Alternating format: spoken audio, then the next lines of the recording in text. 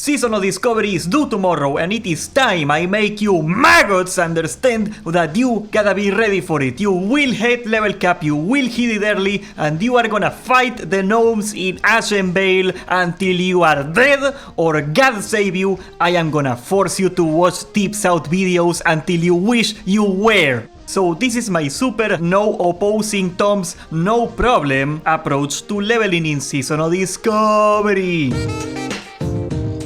First of all, to understand how Medina levels, we must understand how Medina thinks. I do not wish that on my worst enemy, but after you get through therapy, you gotta know my approach is actually pretty simple. Leveling in World of Warcraft is achieved by killing plain striders over and over until the quest guy tells you to go somewhere else, okay? And the process for that is broken into 3 steps. Kill, recover, travel. That sounds like the Michael Bay adaptation of that book that your mom read like 10 years ago, but if you understand this concept, you can understand how to reduce the time they take a lot. Kill is the time it takes to, well, kill the mob, right? That's the easy part. The less time you spend killing mobs, the more fast you're gonna level. Next is recover. That is the time it takes you to get your resources back. That is your HP. If you're a mage, that's your mana too, you know. If you're a mage, this is gonna involve drinking. If you are a hunter, that might mean healing your pet, for example. If you are a warlock, you can skip everything because warlocks are broken. You probably shouldn't even watch a guide, just go and wing it. You're gonna be fine. And finally, travel. This means going from one mob or one objective to the next. Now, you may think there is not a lot of ways to minimize this, and technically you are correct, there is not. But here's the thing. You can do all of them at the same time. First of all, I wanna do a caveat here. You wanna go full DPS, okay? I don't wanna hear nothing about the shield. I don't wanna see anything of that. That's stupid. I know on paper it makes more or less balanced out if you stack like regen, like spirit on you, but don't, okay? That's just like communism, right? Everything works on paper until you are forced to eat pigeons. Yes, mathematically playing with a shield or stacking spirit works out because you are reducing the regen time for more killing time, yes, but the part that people fail to realize is that there is a lot of downtime forced upon you when you are leveling. You gotta wait for the mob to respawn, you gotta make bandages, you gotta do something like that, but most importantly, leveling means a lot of travel. You can regenerate when you travel just like if you were doing absolutely nothing. So rule number 1, all things equal, you are getting more value when you are focusing on damage over anything else. That also goes the opposite way. If you are traveling somewhere, make sure to kill a mob every so often so you are getting value of your regen too. This is a rule of thumb. If you are 100% mana or health,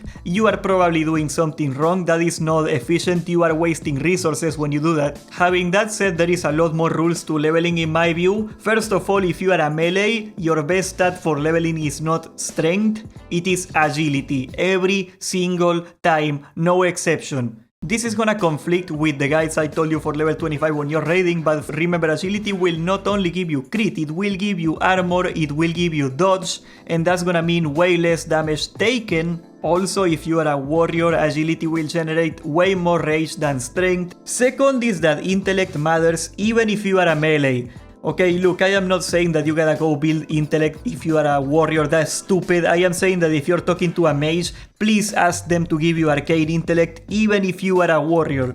You see, intellect dictates how fast you level up your weapon, and if you are a warrior with 0 intellect and you are using a slow two-hander, you are gonna be 10 levels behind in your weapon skill, and that's gonna mean you're gonna hit less, that's gonna mean you suck, basically. That's it. So intellect buffs, if you can get them, they help a lot. Besides, if you are talking to a mage already, you might as well give them a little money so you can get food and water, like a full inventory of it, right? Because food and water is gonna be prohibitively expensive for what we are gonna do now, so this might as well be free, okay? Listen out. If you are a mana class, you are gonna get a macro to drink and eat at the same time in one button. We are gonna set up a mana tick timer or a regen timer. There's a lot of add-ons that do this. LVI is the one I use, but whatever add-on will help you for that. When you are about to pull another mob, you tap your drinking once, you're gonna get 1 tick off, and then you just do your pull. If you are a caster in particular, you can even drop a big spell, immediately drink while the spell is traveling to the mob, and you're gonna get another tick right there. You may even get 2 if the mob is melee and is running to you. That's mostly for Frostbolt. Well, if you cannot slow them, that's probably not gonna happen, but if you're a Frost Mage, look at that. This is also the reason that I despise dungeon healers. I complain a lot if you see me on stream that they should have a lot more mana than they do, and they are like, but I have no mana. Yeah, you don't drink every pool. You're supposed to take at least 1 tick of drinking every single pool. You got no excuse. Anyway, if you are abusing this, your regen time, especially if you're a caster, it should be cut like in half. But that's not all, you see, there is another trick. Hunters and warlocks can drink, send their pet while they are drinking, and their pet is gonna do all their damage for them while they regenerate, so they have essentially 0 real downtime. For warlocks in particular, this trick is vital because you need your Void Boy to get really ahead of threat in you, because your dots do a lot of threat and they cannot keep up. Another real important advice I gotta give you is pick up skinning and a gathering profession. It doesn't matter which one, but don't go for a crafting profession until you hit level cap, in this case level 25, unless you are gonna be a turbo PvPer or something like that, because there will be plenty of time to level up engineering once you hit level 25, right? Once you got the money, that is easy. You need the money though, so pick every mineral you can, save it if you're gonna use it, and just pay for the mats later. Skinning in particular is really good because it will cut into your regeneration time. After you finish a pull, if you're low on HP, it takes 2 seconds to skin a mob, you know, that's mana regen that you're getting for free. You just vendor the leather, is free money. It doesn't mean you gotta skin every single mob that you see, but when you need to regenerate, you might as well do that. Now, I never recommend people to spend their gold on anything when they are leveling, but I always have one exception, and that is health potions. I never go out without a healthy supply of health potions. Dying in this game sucks. It costs you so much time, you are gonna hate yourself the whole way back. Not to mention, health potions make you capable of killing mobs that you otherwise couldn't. And that is gonna take me to my last big advice I gotta give you when you're leveling. Just because you can, it doesn't mean you should. You see, experience in this game works in mysterious ways that I completely understand mathematically. Basically, killing mobs below your level has XP penalties. You are getting less XP per mob than you normally would if they are the same level as you, and at the same time, killing mobs higher than you also have a penalty.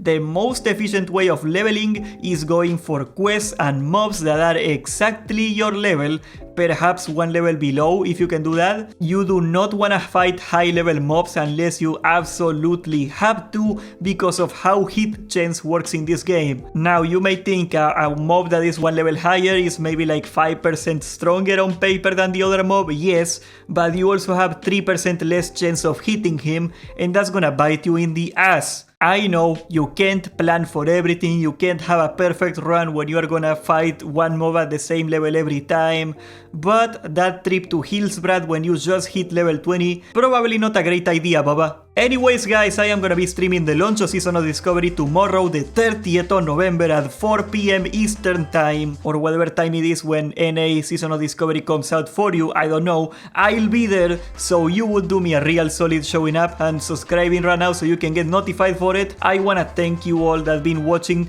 This month has been by far the best month I ever had making these videos. For 3 years almost I've been doing YouTube, and I really can't believe finally things are happening. So get ready, boyos, join the Discord, there is a lot to do.